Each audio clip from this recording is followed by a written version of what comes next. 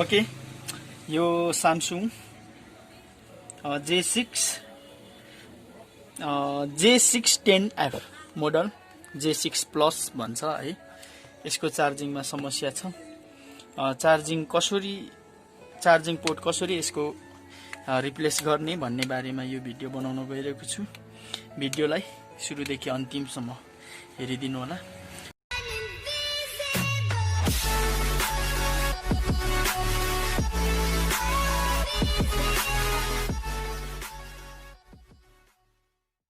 यो मैले phone already open गरिसकेको छु, खोलिसकेको छु। नटहरु सबै मैले रिमुभ गरेर एलसीडीहरु सबै यहाँनिर राखिरहेको छु। हेर्नुहोस्, अब सर्लक्कसँगले यो भित्रको नटहरुलाई रिमुभ गर्नुपर्ने हुन्छ।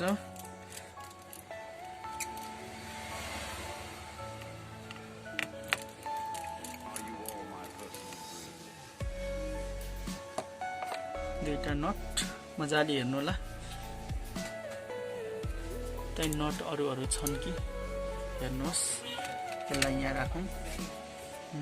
चार्जिङ कनेक्टर यो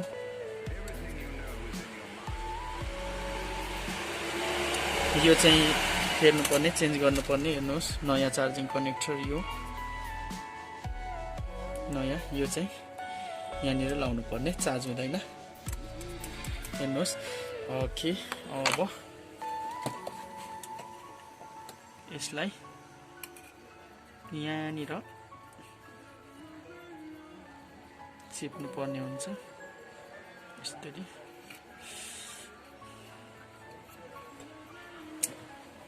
पेस्ट यहाँनिर लगाउनु होला थोरै यो साइडमा। ओके, अब यो यहाँनिर माइक छ, यो मजाले देखाउँ ल। यो माइक चाहिँ तपाईको यहाँनिर हिट दिँदाखेरि यो खराब हुने चान्स हुन्छ। त्यसैले यसलाई सेभ गर्नुपर्ने हुन्छ। त्यसको लागि यस्तो स्टिलले यहाँनिर कभर गर्नु होला यसरी।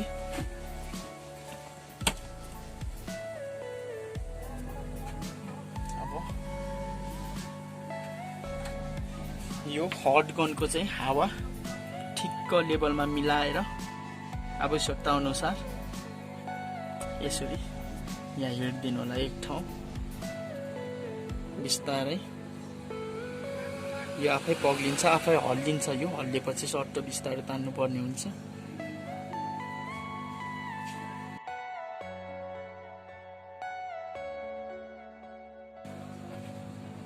रिमुभ हुन लाग्यो।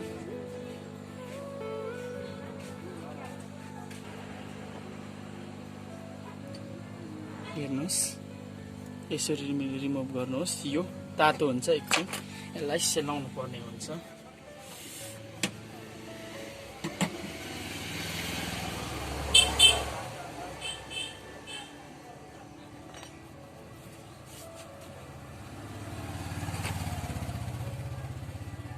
पुरानो कनेक्टर, यो नयाँ कनेक्टर हो। यो चाहिँ रिप्लेस गर्नुपर्ने, ट्याक्कसँगले लाउनु पर्ने हुन्छ है।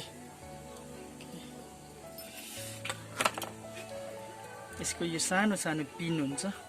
यो पिनलाई चाहिँ अलिअलि यसरी ब्लेडको सहायताबाट खोर्सिनुहोस्। अलिअलि यसरी खोर्सेपछि तपाईले पेस्ट अलिअलि यहाँ लगाएर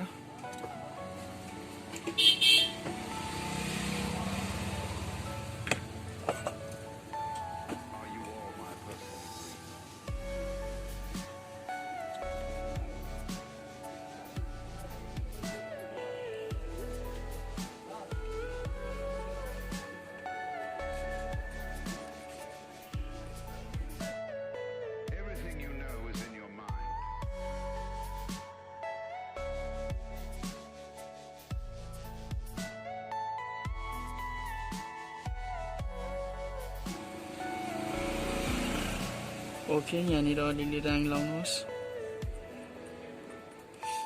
यसले किन पावर पुग्दैन? अलिक माथि लैजाउँ।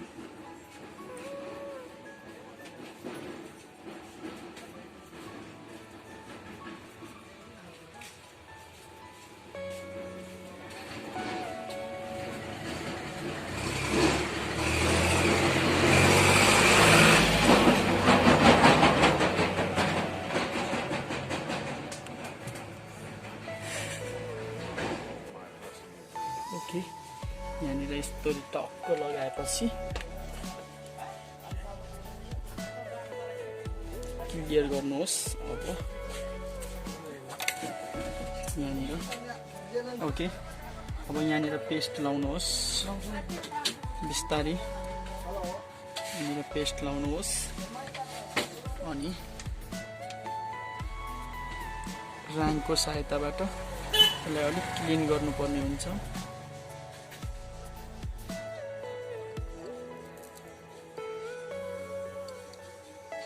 ओके, यहाँनिर खुट्टा गाडिने यो यसलाई चाहिँ निकाल्नु पर्ने हुन्छ यसको माध्यमबाट।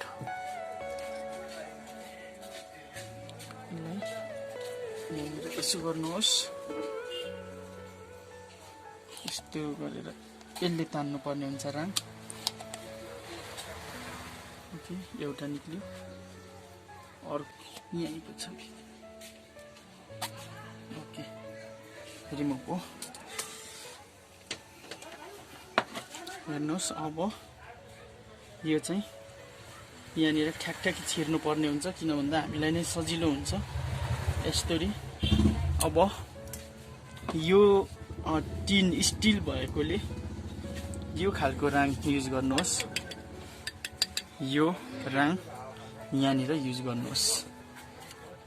यो खालको रङले यसलाई समात्दैन है। यो रङ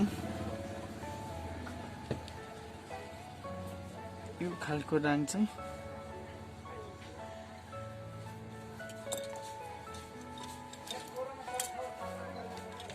यहाँनिर यसको खुट्टामा राख्नुहोस् चारैतिर यस्तरी है।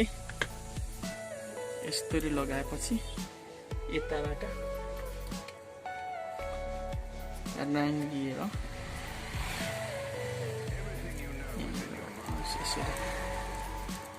ओके, एउटा समात्यो। अब यहाँनिर राख्नुहोस्। अब यसलाई चारैवटा खुट्टामा यसरी रङ लिँदै चिप्काइदिनुहोस् तलैसम्म भेट्ने गरी। यसरी एकदम ध्यान पुर्याएर माथिबाट धेरै पुस नगर्नु होला, भाँचिने सम्भावना हुन्छ बोर्ड। ठिक्क आवश्यकता अनुसार।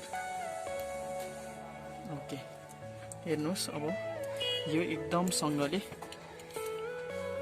रसिसकेको छ। अझै तपाईले फिनिसिङ राम्ररी गर्नुपर्ने हुन्छ। यहाँनिर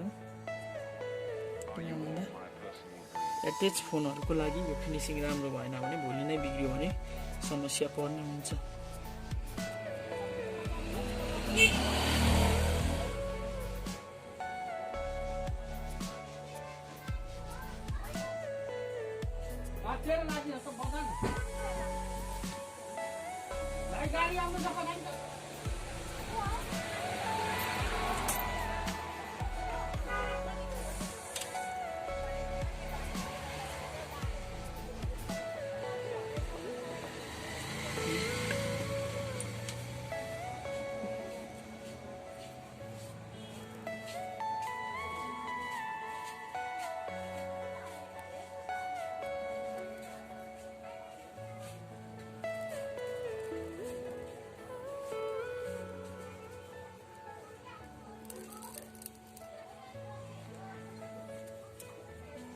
फिनिसिङ चाहिँ एकदम राम्रो गर्नुपर्ने हुन्छ।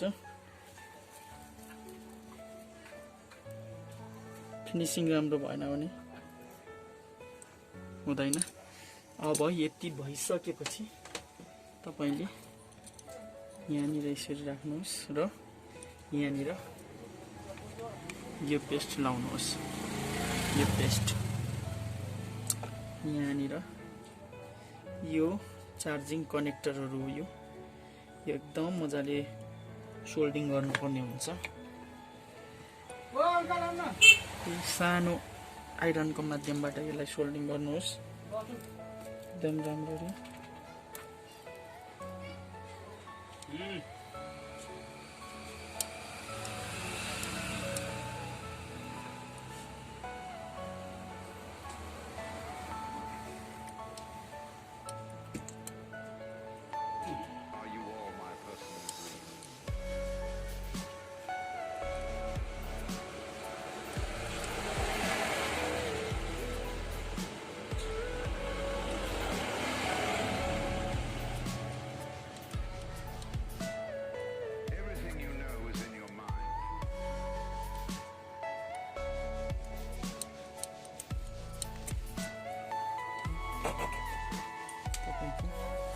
ठुलो आइरनबाट पनि तपाईले फिनिसिङ दिन सक्नुहुनेछ।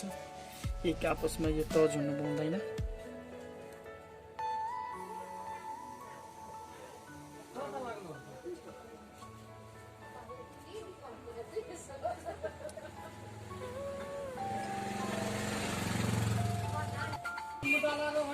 ओके हेर्नुहोस् फिनिसिङ फिनिसिङ यसरी गर्नुहोस् एकदम राम्ररी। फिनिसिङ चाहिँ राम्रो हुनुपर्छ र तपाईको यहाँनिर अलिअलि राङहरू लागेको छ, पेस्टहरू लागेको छ, यसलाई अलिअलि वास गर्नुहोस् यस्तो पेट्रोलको माध्यमबाट। हेर्नुहोस्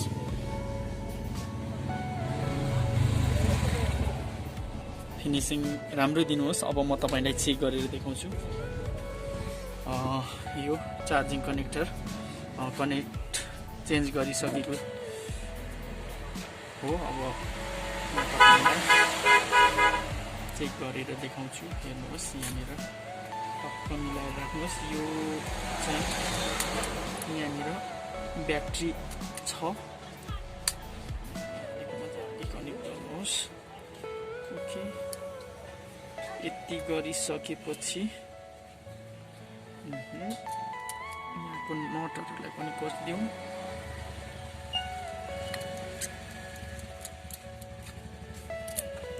ओके नट यहाँनिर छ अर्को। ओके कनेक्ट क्यामेरालाई मजाले हेर्नुहोस् क्लिपहरू। ओके अब यहाँनिर यो इयरफोनलाई चाहिँ अगाडि यता तल लगाउनु पर्ने हुन्छ। यसरी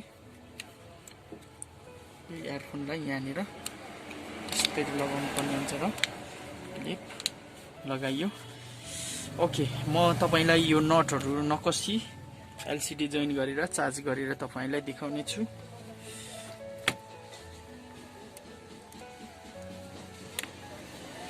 ओके अब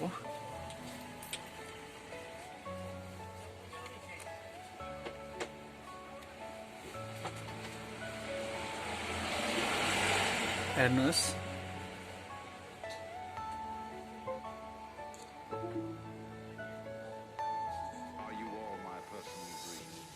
ओके डन भइसक्यो। तपाईलाई यो भिडियो कस्तो लाग्यो? मन पर्यो भने लाइक कमेन्ट अनि शेयर गरिदिनु होला र लिङ्किम मोबाइल च्यानललाई अहिलेसम्म सब्स्क्राइब गर्नुभएको छैन भने सब्स्क्राइब गरिदिनु होला। धन्यवाद।